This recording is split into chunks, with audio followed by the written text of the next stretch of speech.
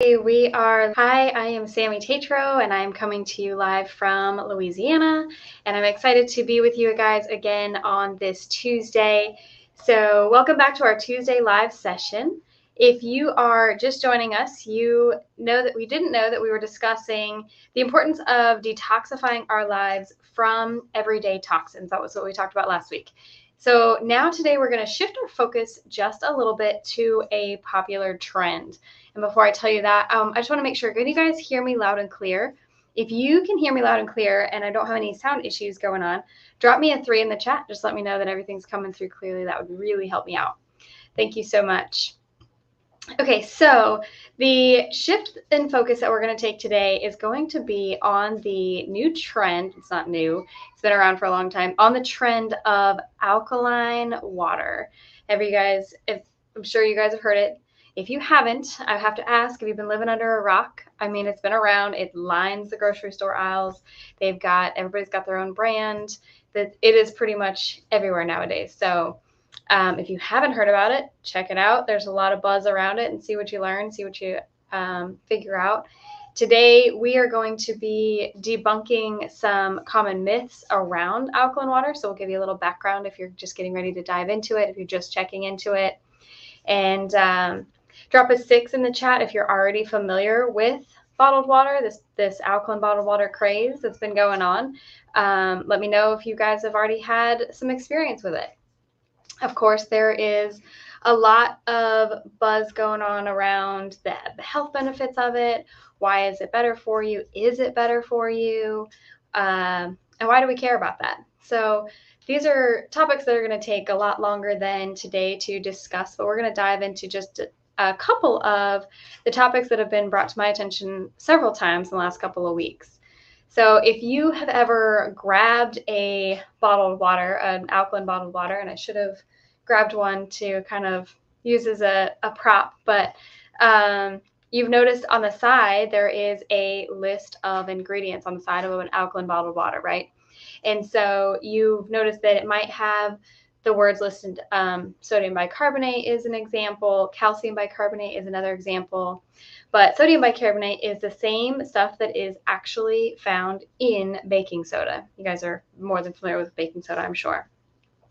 So it often includes sodium bicarbonate, but the catch is baking soda contains sodium, right? So if you're taking in baking soda or sodium bicarbonate in high amounts, that can really affect the heart. And we're diving in real deep, real quick right now. I didn't really give you guys much of a background into it because I wanted to kind of answer some of the questions that have been posed to me. Some people, did you guys know actually that people are putting baking soda in their drinking water every day? It's not just an occasional dose here and there for acid reflux or to brush your teeth with, but people are adding it to their drinking water, and they've found where it's been suggested that adding this to your drinking water is good for you and that it can increase the absorbability of the water. So we're going to kind of talk a little bit more about those topics today as well.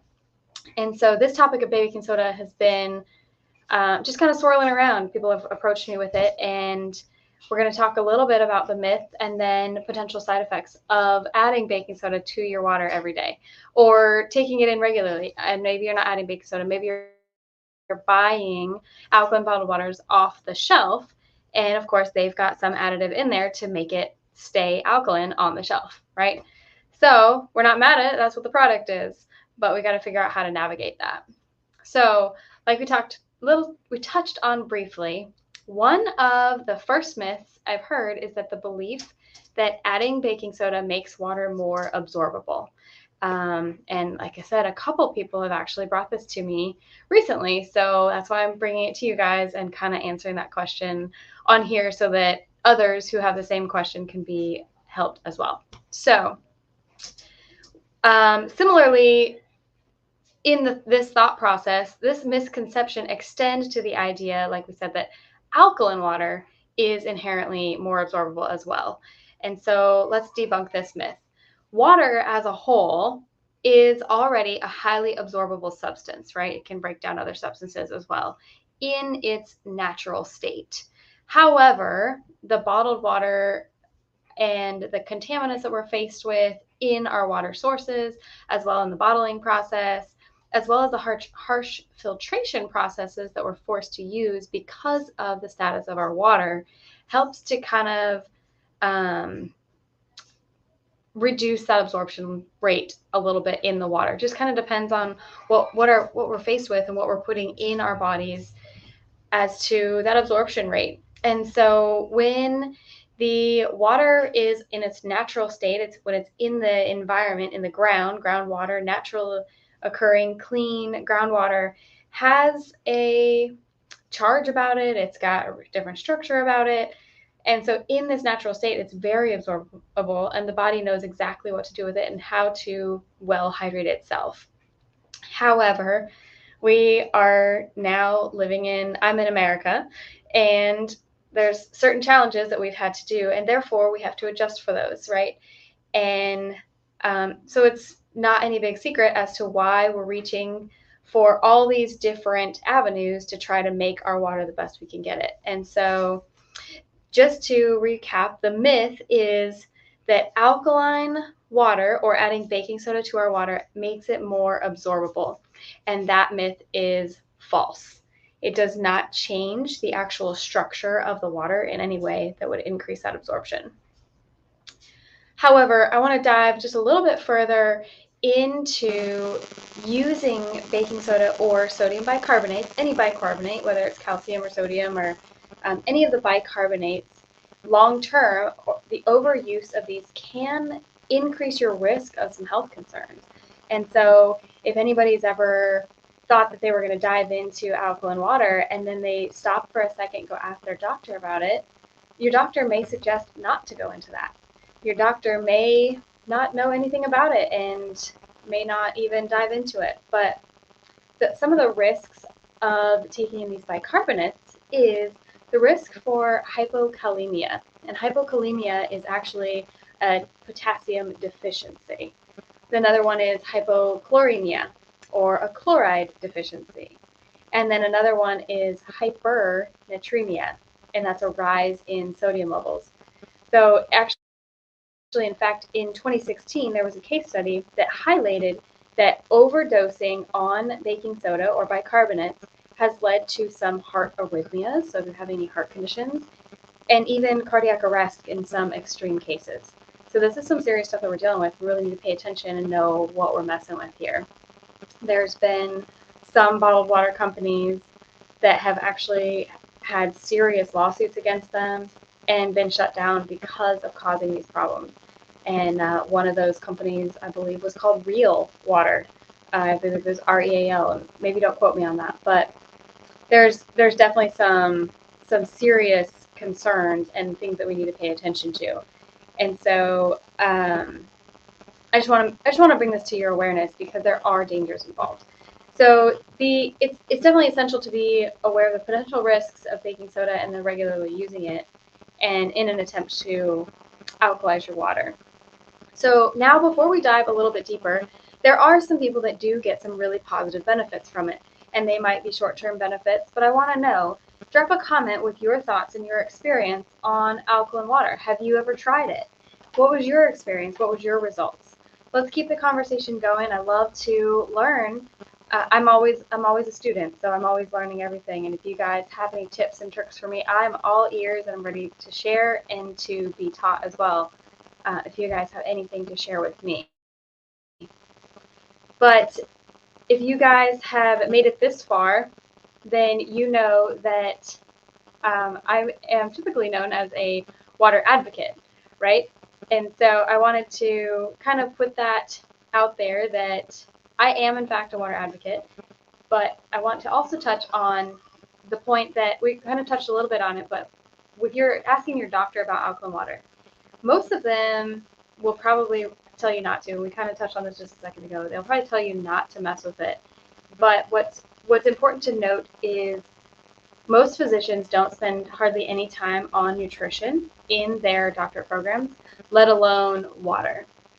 And so some people come at it as water is water. Some people come at it recognizing the potential health risks involved, and recognizing that all quote-unquote alkaline water is not created equal. All water in general is not created equal. And I wanted to point that out. If your doctor is not giving you a word of caution about different types of water, that in itself for me is actually a red flag, because they need to be recognizing even things like Dasani. Dasani actually adds salt to their water level, to their water. It's in the ingredients on the back of the bottle. So I had a friend who was really struggling with sodium levels, and she was drinking Dasani by the gallon and hadn't really realized the ingredients that are added into our bottled waters. And so, as if microplastics aren't a concern all on its own, and if you haven't heard of that, we're going to probably dive into that too real soon and educate a little bit on what's going on with the microplastics.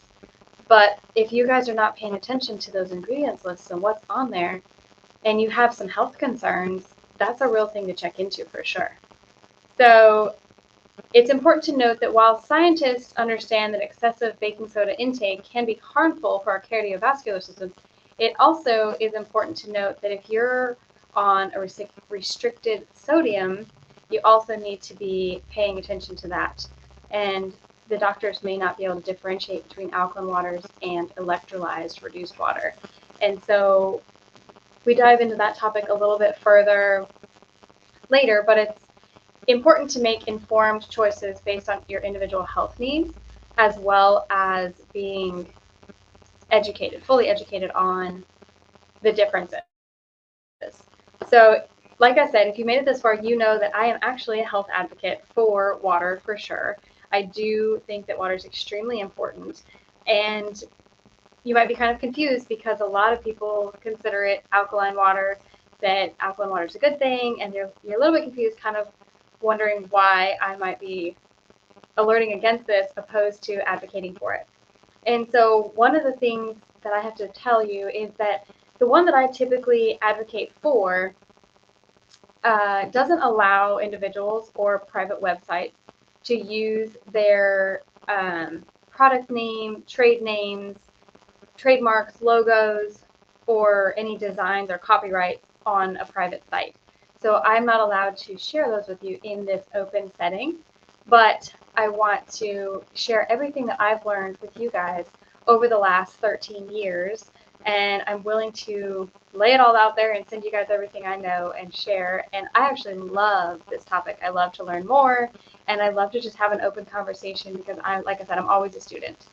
So if you guys have any comments, please leave them in the chat. Send me a private message. It gets a little heated sometimes when you have these kind of discussions. So send me a private message. I'd be more than happy to have that conversation privately. But if you want to know everything that I've learned over the last 13 years, send me a message or just drop a message in the chat, more info, and I will be happy to share everything that I've learned over the last 13 years on this topic. I know this was kind of a quick and dirty way to throw a bunch of information at you, but this topic has come up to me several times in the last couple weeks. And so I just really wanted to address that for you guys and share a little bit about what I know about just the dangers. So be careful and know what you guys are putting in your body, and stay healthy, and we will see you guys again on our next live. So take care.